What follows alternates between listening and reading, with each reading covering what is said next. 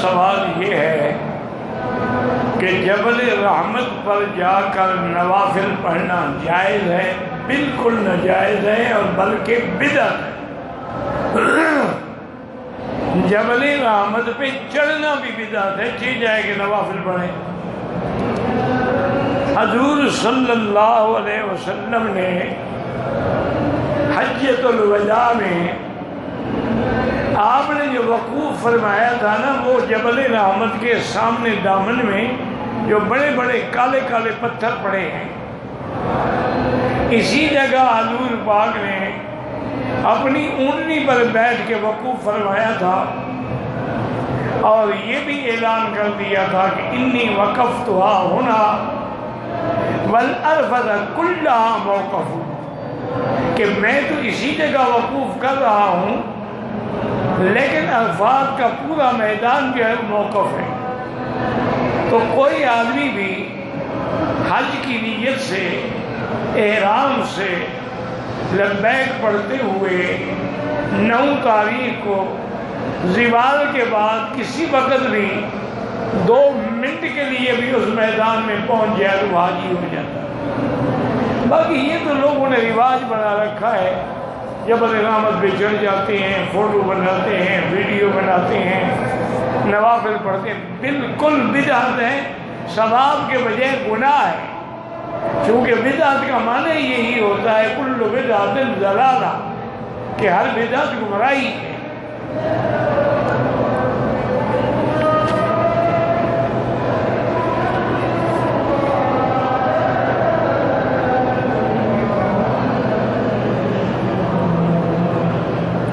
اگر ایک آدمی نے پہلا عمرہ کیا، اس میں تو اس نے سر پہ اس طرح پھروا دیا، لیکن جب دوسرا عمرہ کیا پھر سر نہیں اڑایا، دم پڑ گئی، اور جب تک سر نہیں اڑائے گا وہ احرام میں ہے، جتنی غلطیاں کرتا جائے گا دم پڑتی جائے گی۔ پہلا عمرہ ہو یا 10واں عمرہ ہو، ہر عمرے میں سر مڈانا جو ہے وہ ضروری ہے۔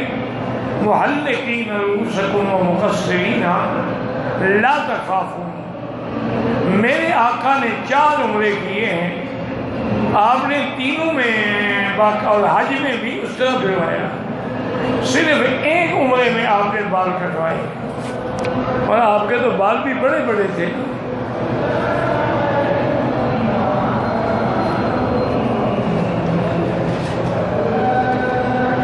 میں نے بتا دیا ہے نا جی کہ کل چونکہ ایک توقع ہے کہ چاند نظر آ جائے، تو اس لیے کل درس نہیں ہوگا۔ انشاءاللہ اگر چاند نظر آ گیا تو پھر تراویح ہوگی۔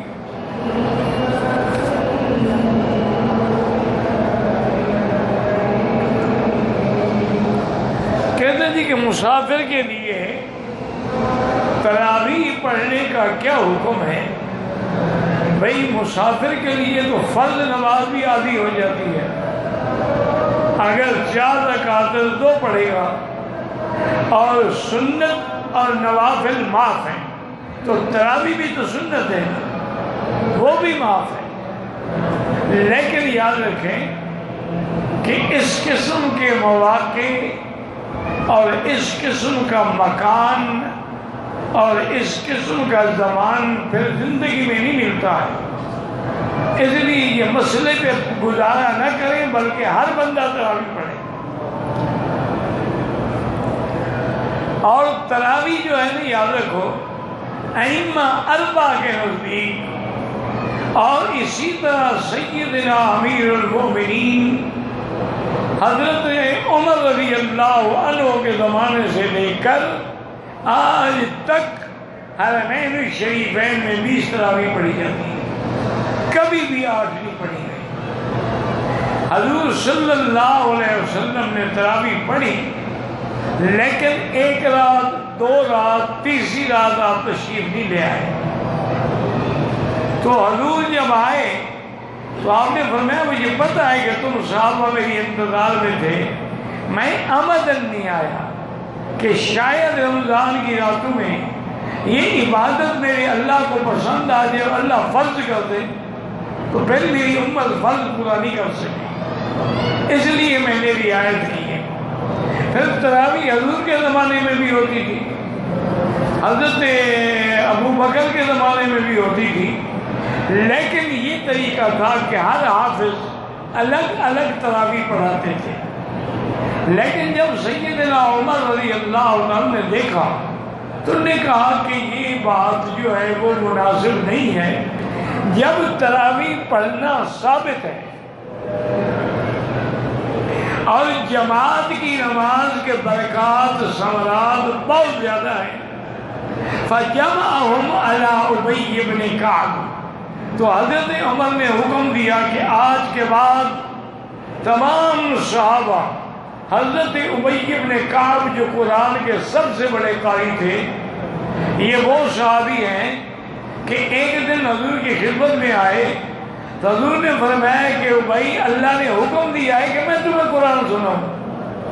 انہوں نے کہا یا رسول اللہ اللہ نے میرا نام لیا؟ ہاں نام لیا تھا۔ تو آپ رو پڑے خوشی سے۔ تو ان پر حضرت عمر نے سب کو جمع کیا اور 20 تراویح پڑھنے کا حکم دیا، اور 3 وتر پڑھے جاتے تھے اور 20 تراویح پڑھی جاتی تھی۔ اب یہ کہنا نعوذ باللہ کہ حضرت عمر کی بدعت ہے، یہ تو اتنا بڑا گناہ ہے نا، توبہ کرنی چاہیے۔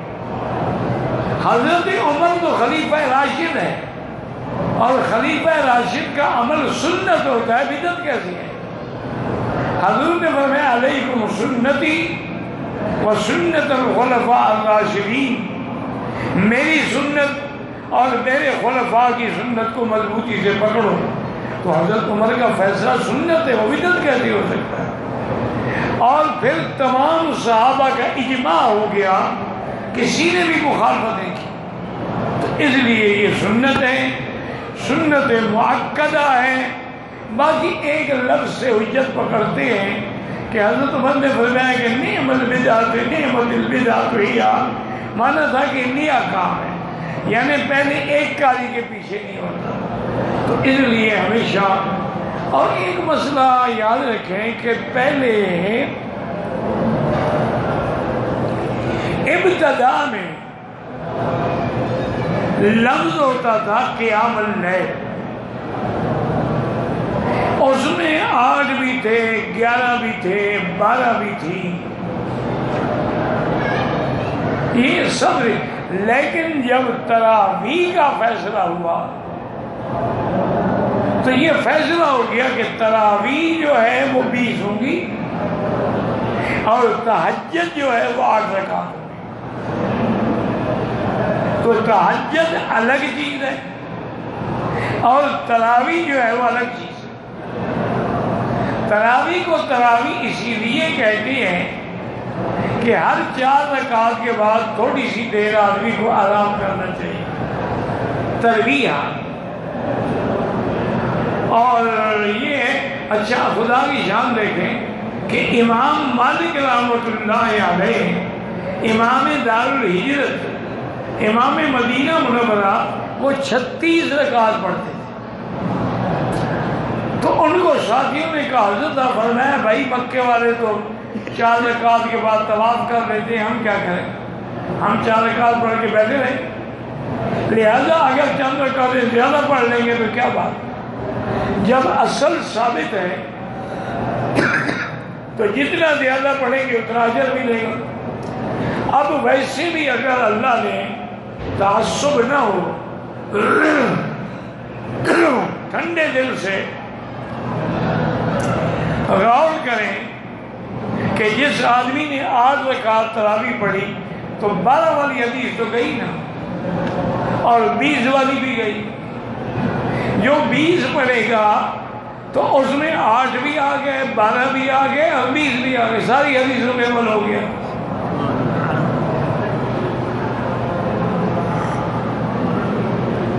باقی وطر جو ہے یاد رکھو، وطر کی 3 رکعت ہے۔ پڑھنے کا طریقہ حنابلہ کے نزدیک یہ ہے کہ 2 رکعت پڑھ کے سلام پھیر دیں گے، کھڑے ہو کے 1 رکعت پڑھیں گے۔ حالانکہ وہ بھی 3 پڑھ رہے ہیں لیکن درمیان میں فاصلہ کرتے ہیں، ورنہ وطر 3 رکعت ہیں۔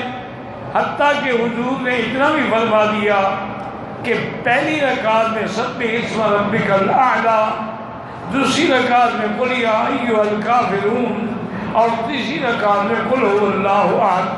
جب ہے ہی 1 رکعت تو 3 سورتیں پڑھانے کی کیا ضرورت تھی؟ تو اس سے بھی معلوم ہوا کہ وطر 3 ہے، اسی لیے حضور پاک نے 3 رکعتوں کی تعلیم دی۔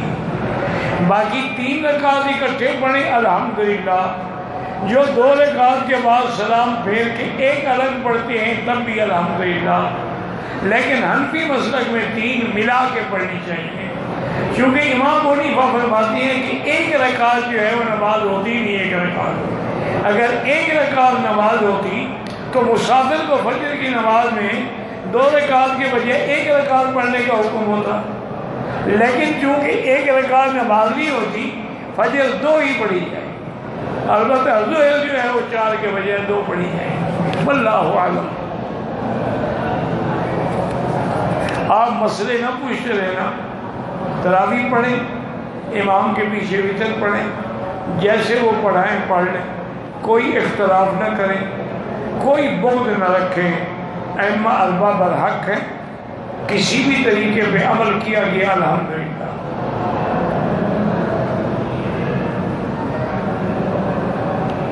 اگر کوئی آدمی قبرستان میں جائے تو اس کو دعا کرنے کی تو اجازت ہے، لیکن یہ ضروری نہیں کہ ہاتھ اٹھا کے کریں، کیونکہ دعا تو حضور نے بھی فرمائی ہے السلام علیکم یا دار قوم المؤمنین انا انشاءاللہ بکم لاحقون انتم السابقون ونحن الاثر یغفر اللہ لنا ولکم۔ تو دعا تو حضور نے بھی کی ہے۔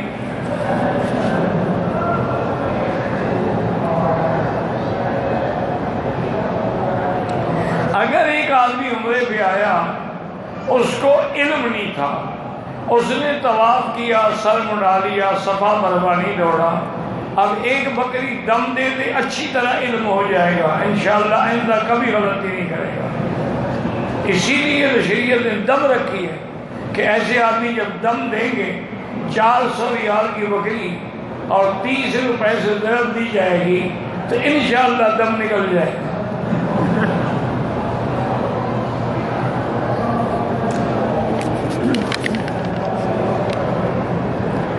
لاہور میں تھا، احرام باندھنے سے پہلے کسی چیز کو پتہ نہیں آنے کے لیے الفی کا استعمال کیا، احرام باندھ کے عمرہ کیا، حلق کروایا، بعد میں دیکھا کہ پاؤں پر تھوڑی سی الفی لگی ہوئی ہے، اس صورت میں میرا وضو تو نہ ہوا۔ اگر پاؤں پہ الفی، مجھے نہیں پتا الفی کیا بلا ہے، اگر وہ ایسی گوند ہے جو چبڑ جاتی ہے، ٹوٹی ہوئی چیزوں کو بھی جوڑ دیتی ہے اور وہ اوپر نہیں اترتی تو اس کے اندر پانی داخل نہیں ہوتا، جب پانی داخل نہیں ہوتا تو وضو بھی نہیں ہوگا، جب وضو نہیں ہوگا طواف نہیں ہوگا، عمرہ بھی نہیں ہوگا۔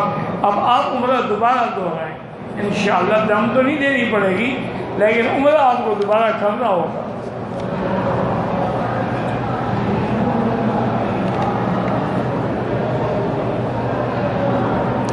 میں مکے میں رہتا ہوں اور میرا حج کا ارادہ ہے، میں شوال یا ذی القعدہ کے مہینے میں عمرہ ادا کر سکتا ہوں، مکے والوں کو نہیں کرنا چاہیے۔ مکے والوں کو حنفی مسلک میں اشہر الحج میں عمرہ نہ کرنا، کیونکہ ان کے لیے افراد کا حکم ہے، اور قران یا تمتع ان لوگوں کے لیے ہے جو باہر سے آتے ہیں۔ ذالک لمن لم یکن اہلہ حاضر المسجد الحرام۔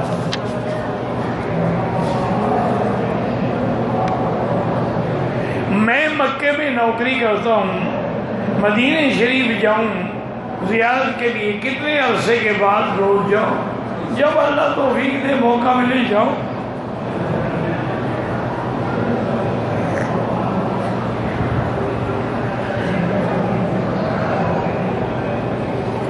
جو آدمی میت کو غسل دے، افضل یہ ہے کہ پھر وہ خود بھی غسل کرے، ورنہ اس کو وضو کرنا چاہیے۔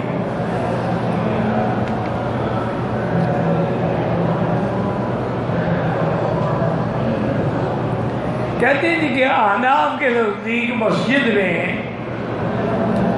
مقیم دوسری جماعت نہیں کرا سکتا، کیا ادھر ہم اپنے ہی مسجد میں دوسری جماعت کرا سکتے ہیں جبکہ پہلی جماعت کے ساتھ نہ ملنے کا کوئی شرعی عذر بھی نہیں ہے؟ تو بالکل ناجائز ہے پہلی جماعت میں ملنا۔ اور اگر مجبوری ہو تو مسئلہ یہ ہے کہ جس جگہ امام نے نماز پڑھائی ہے تو اس جگہ نہ کرو، دوسری جگہ جا کے جماعت کر لو۔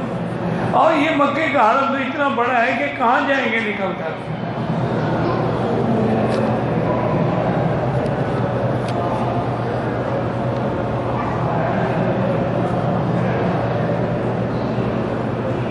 میں پاکستان سے کسی گروپ کے ساتھ عمرے پہ آئی ہوں، 5 دن کے بعد میرے محرم جو یہاں رہتے ہیں وہ آ گئے، عمرہ تو بیٹی ہو جائے گا لیکن آپ گناہ گار ہیں، آپ کو سفر تو نہیں کرنا چاہیے تھا نا بغیر محرم کے۔ آج تو 5 منٹ میں لوگوں کی عزت لوٹ جاتی ہے، تو ہم تو 5 دن کی بات کر رہے ہیں۔ اس لیے شریعت نے حکم دیا ہے کہ عورت بغیر محرم کے سفر نہ کرے۔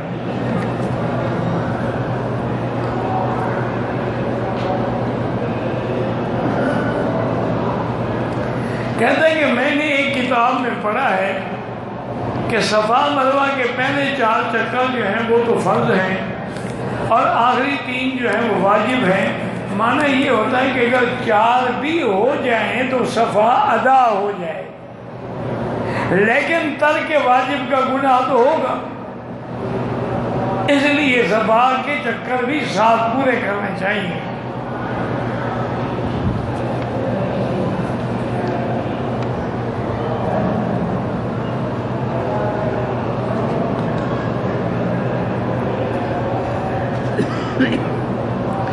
میں پاکستان سے ایک عورت آئی ہے عمرے کے لیے، 4 دن پہلے اس کی ماہواری آ گئی۔ ماہواری آ گئی تو بس اب حیض ہے، اس کا ایام کا انتظار کرے، جتنے دن عادت ہے وہ پورے کرے، اس کے بعد غسل کرے اور پھر عمرہ کرے۔ اگر اسی طرح مدینے سے چلی جائے گی تو عمرہ نہیں ہوگا، اور وہ نیت کر کے آئی ہے تو عمرے کے لیے مجبور ہے کہ عمرہ پورا کرے۔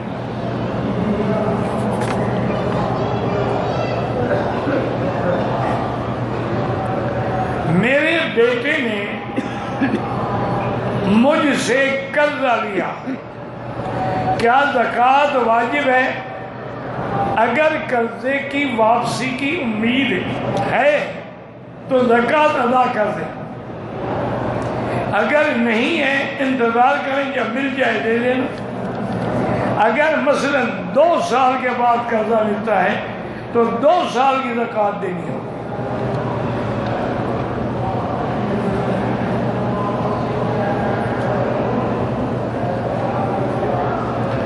نفلی طواف 4تھے چکر پہ عذر کی وجہ سے چھوڑ دیا جائے، عذر کی وجہ سے چھوڑ دیا جائے، گناہ تو نہیں ہوگا لیکن کیوں چھوڑا جائے؟ آخر کیا ایسا عذر آ گیا؟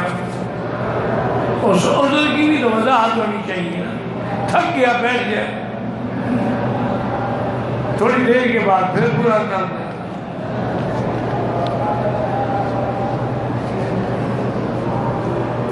ایک عمرہ کرنے والا جب مدینہ منورہ گیا، واپسی پر بخار کی وجہ سے احرام نہیں باندھا، انشاءاللہ دم نہیں ہوگی، چونکہ مجبور تھا، بیمار تھا۔ احناف کے نزدیک تو بڑا سخت مسئلہ ہے، وہ تو کہتے ہیں دم ہوگی، لیکن باقی ائمہ چونکہ گنجائش دیتے ہیں کہ اس کی نیت عمرے کی نہیں تھی اور مجبور تھا، تو اس لیے رعایت ہو جائے تو کوئی بات نہیں۔ میں نے عمرے کے لیے طواف رکن یمانی سے شروع کیا، حجر اسود پر پہنچ کے معلوم ہوا کہ یہاں سے طواف شروع کرنا ہے، میں نے وہاں سے 7 چکر پورا کیا۔ اگر آپ نے پھر حجر اسود سے نیت کر لی اور 7 چکر پورے کیے ٹھیک ہے، اگر رکن یمانی سے ہی گنتے رہے تو بالکل طواف نہیں ہوا۔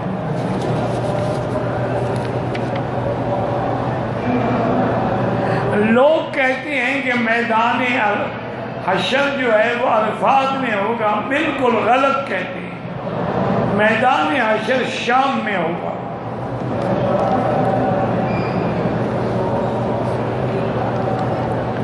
اگر کوئی آدمی امام قرآن شریف دیکھ کے پڑھ رہا ہے تو اس کے پیچھے کوئی حنفی نماز پڑھ سکتا ہے؟ پہلی بات یہ بتائیں نماز کون سی ہے، فرض ہے یا نفل ہے؟ فرض ہے تو نہیں پڑھ سکتا، نفل ہے تو اس میں توسع ہے۔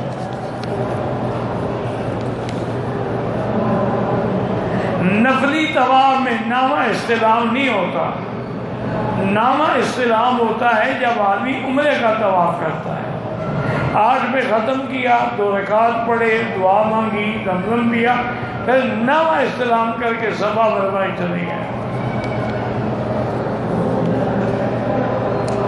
اذان کے بعد جو دعا ہے وہ ہاتھ اٹھا کے نہیں مانگی جاتی، وہ بغیر ہاتھ اٹھائے مانگی جائے۔ میرا بیٹا 10 سال کا ہے، ضد بہت کرتا ہے، اس کے لیے آپ زمزم پلائیں اسی نیت سے، چونکہ زمزم ہر بیماری کی شفا ہے۔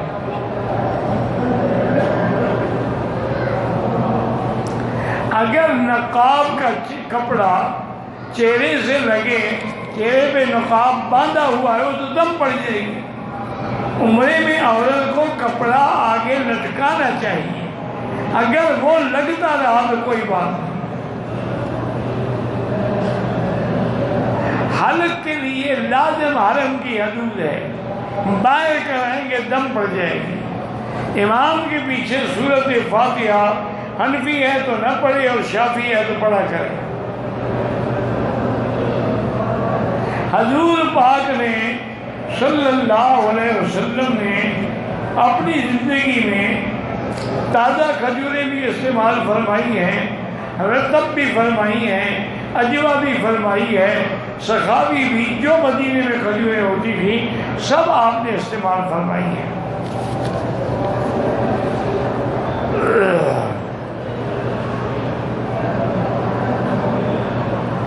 ہم عمرے پہ آئی ہیں، عورتیں ہیں، ہماری نماز ہوٹل میں افضل ہے، ہم بالکل ہوٹل میں افضل ہے، لیکن چند دن ہے، کوشش کریں حرم کی جماعت کے ساتھ پڑھیں، باقی گھر میں تو ساری زندگی آپ پڑھیں گی انشاءاللہ۔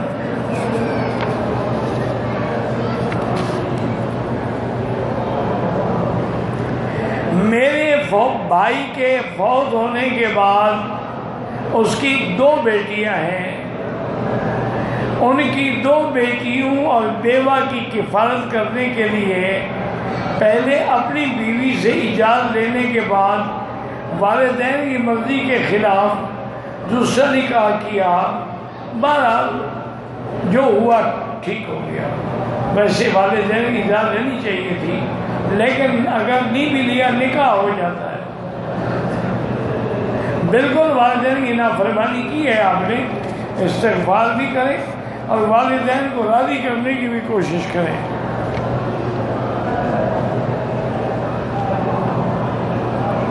داڑھی کو کالا کرنا تو جائز نہیں ہے، اس کے علاوہ اگر کوئی رنگ کریں تو وہ جائز ہے۔ جھوٹ بول کے خرید و فروخت کرنا، منافع کمانا بالکل حرام ہے۔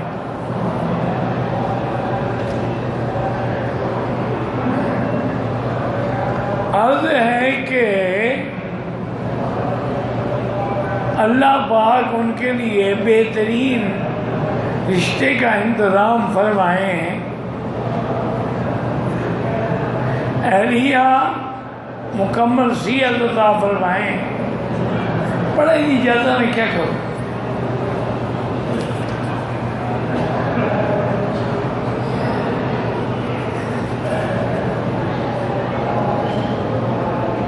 مدینہ منورہ سے واپسی پر سو گیا، احرام باندھا ہوا تھا، 110 کلومیٹر دور تھا، واش روم گیا، وہاں پر غلطی سے مچھر مار دیا، کوئی حاضر نہیں۔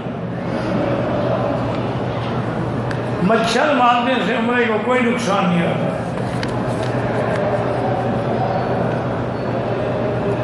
دم کا معنی ہی یہی ہوتا ہے کہ ایک بکری، بکرا، دمبا کچھ بھی خرید کر کے دیا جائے۔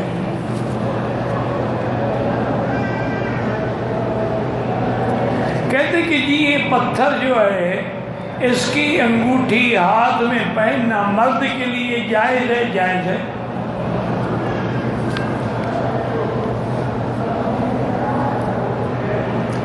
عمرے کے لیے جو لوگ آئے ہیں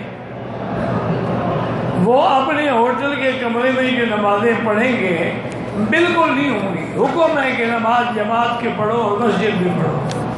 لا صلاۃ للرجال المسجد الا فی المسجد۔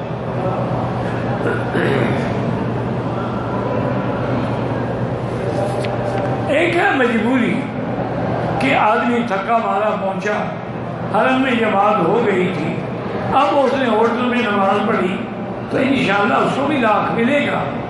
لیکن اگر وقت ہے، جماعت نہیں ہوئی ہے، تو ہر حال میں مسجد میں پڑھیں۔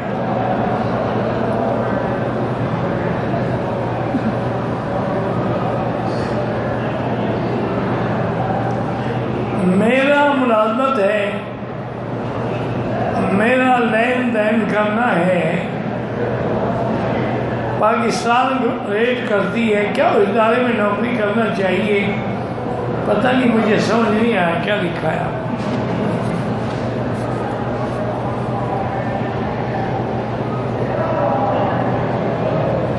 کہتے ہیں کہ زمزم کے لیے جو حرم میں گلاس رکھے ہوئے ہیں یہ ہم اٹھا کے لے جائیں ہوٹل میں؟ نہیں، بالکل گھر لے جاؤ کہ ہوٹل لے گئے۔ لوگ لا کے رکھتے ہیں تم اٹھانے کے لیے پیدا ہوئے ہو۔ کون سے قیمتی گلاس ہیں؟ بازار سے خرید لو۔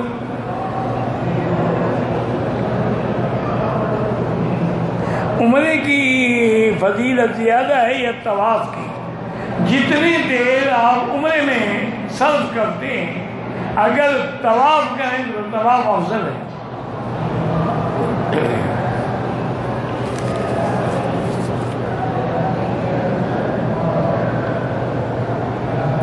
روضہ مبارک پہ جا کے سرکار دو جہاں سے نہیں بلکہ اللہ سے دعا کریں کہ اللہم ارزقنا شفاعت نبی کا، یا اللہ ہمیں اپنے نبی کی شفاعت نصیب فرما۔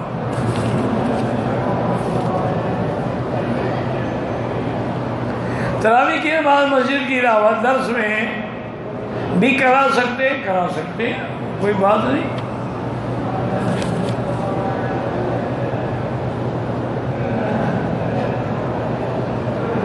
عمرے کے افعال پورے کرنے کے بعد سر کا منڈوانا کس جگہ کرنا تھا؟ حرم کی حدود کے اندر۔ اللہ ہر مسلمان کو جو لا اولاد ہیں ان کو اولاد صالح عطا فرمائے، اور جن کی اولاد ہے اللہ ان کو صالح بنائے۔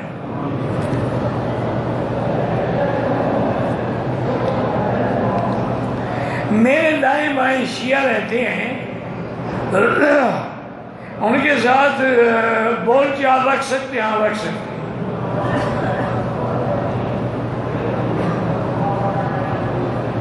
بات اچھی کرتے ہیں کہ ان کے گھر کی چیزیں نہیں کھاتی آپ، تو اچھی بات یہ ہے، تقویٰ اسی کا نام، ورنہ بطور فتویٰ تو جائز ہے۔ آپ اور جو چیزیں کھا رہی ہیں وہ ساری کافروں کی نہیں ہیں، یا پیپسی پیتی ہیں، مرنڈا پیتی ہیں، کوکا کولا، یہ کن کا ہے؟ یہ بھی تو کافروں کا ہے۔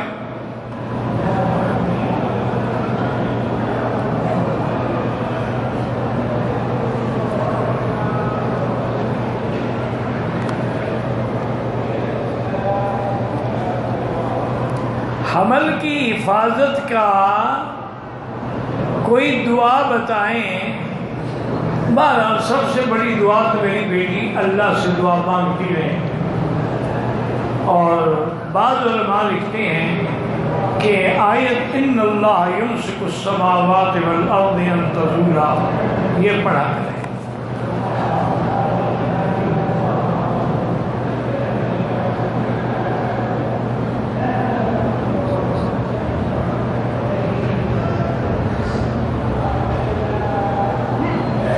بہرحال حمل گر جاتا ہے، بعض اوقات رحم کمزور ہو جاتی ہے، تو ڈاکٹروں کی رپورٹ میں تو وہ نہیں آئے گی، لیکن کسی اچھے حکیم سے جو صحیح معنی میں حکیم ہو اس سے دوائیں لیں، تو طب یونانی میں اس کی دوائیں موجود ہیں۔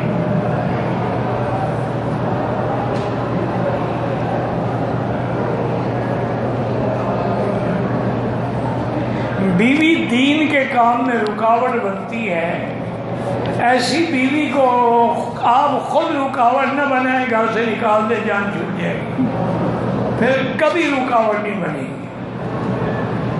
اگر تم نے دین میں رکاوٹ کی، میں تمہیں گھر میں نہیں رکھوں گا۔ ایسی بیوی کا کیا فائدہ جو بجائے دین میں مدد کر دیں کہ رکاوٹ بنے۔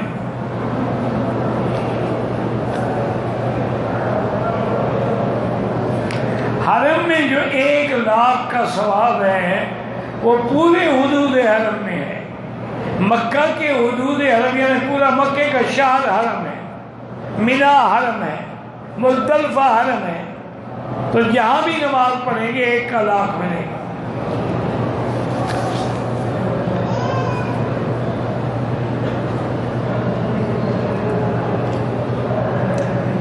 عمرے کرنے کے بعد دوبارہ عمرہ کرنا، احرام کہاں سے باندھنا ہے؟ مسجد عائشہ سے یا جرانہ سے، اور کتنے عمرے کر سکتا ہے؟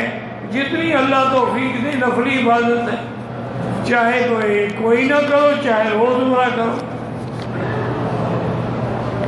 لیکن کوشش یہ کرنا کہ رمضان المبارک میں عمرہ ضرور نصیب ہو، اور اس کے لیے مدینہ منورہ سے احرام باندھیں، یا طائف سے احرام باندھیں، یا رابغ کے قریب ایک مقام ہے الجحفہ، وہاں جا کے تاکہ میقات کا عمرہ ہو۔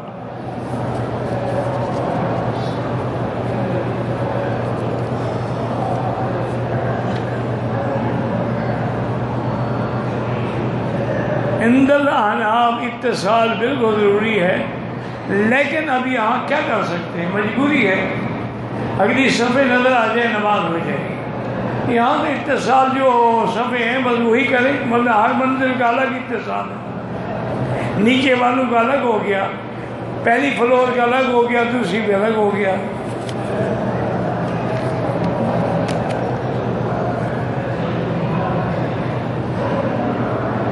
گھر سے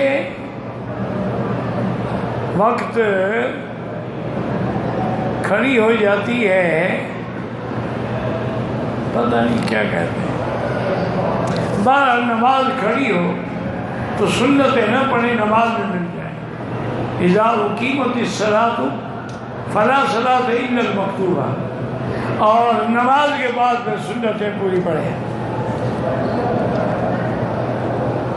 چاندی کی انگوٹھی میں مرد پتھر پہن سکتا ہے، بالکل پہن سکتا ہے، جو مرضی ہے پہنو، لیکن اس میں نفع نقصان کا عقیدہ نہ رکھو کہ یہ پتھر فائدہ دے گا، یہ نقصان دے گا، یہ نہیں، باقی جو مرضی ہے پہنو۔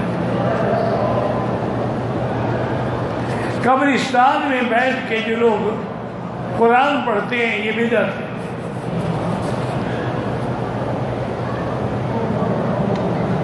ہوٹل کا گوشت یا البیک کا گوشت جو ہے مجھے نہیں پتا ہے، اگر وہ باہر کے ملک کا ہے تو نہ کھائیں۔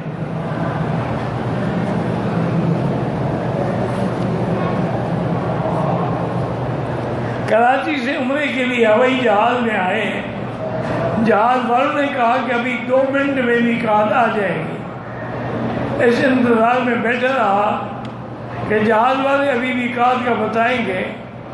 انہوں نے پھر نہیں بتایا. وہ تو بتا دیا انہوں نے کہ 2 منٹ کے بعد آ جائے گا، اور کیا بتاتے ہیں. پھر نہیں بتایا. کیسے نہیں بتایا؟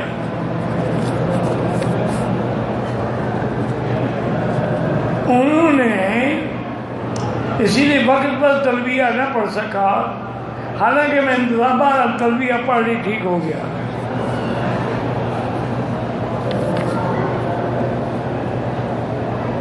اگر بار بار وضو کرنے کے بعد چھوٹے پیشاب کے قطرے نہ رکیں تو ہر نماز کے لیے نیا وضو کرے گا. یعنی عصر کو جو وضو کرے گا مغرب تک کافی ہے، مغرب کو جو کرے گا تو عشاء تک کافی ہے. اور ویسے انڈر ویئر وغیرہ بھی رکھیں تاکہ کوئی قطرہ مسجد میں نہ گرے.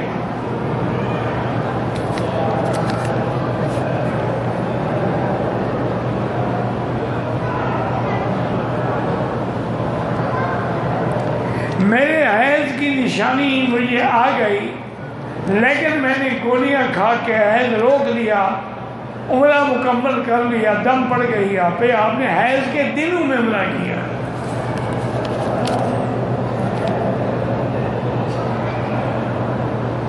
ایک آدمی اپنے احرام بیگ میں بھول گیا، جدے پہنچ کے احرام یاد آیا تو احرام باندھا. اب ایک بکری دم ادا کرے انشاءاللہ پھر کبھی نہیں بھولے گا.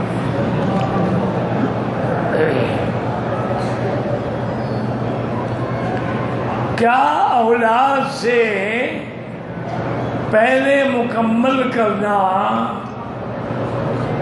ہاں جی، افطار سے پہلے کیا مکمل کرنا؟ کیا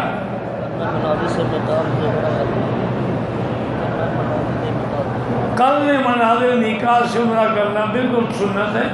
میقاتیں کر سکتے ہیں، افطار سے پہلے کریں، افطار کے بعد کریں، وہ بھی رمضان کا شمار ہوگا. ہم یہاں سے 9 روزے کو جائے نہیں گئے تو واپس جا کر تراویح پڑھیں گے، بالکل پڑھیں گے.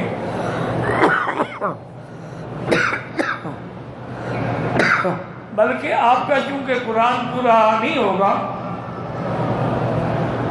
اس لیے وہاں جانے کے بعد کوشش کریں کہ کسی حافظ کے پیچھے کھڑے ہو کے قرآن مکمل کر دیں. کیونکہ اب تو الحمدللہ پاکستان میں بھی 3 دن میں بھی ختم ہوتے ہیں، ہفتے میں بھی ہوتے ہیں، 9 دن میں بھی ہوتے ہیں، مہینے میں بھی ہوتے ہیں، اور بعض مقامات پر تو روز بھی ختم ہوتے ہیں. اس لیے قرآن مکمل کرنا بہتر تمہارے لیے یہی ہے، ورنہ سفر کی وجہ سے معاف ہے.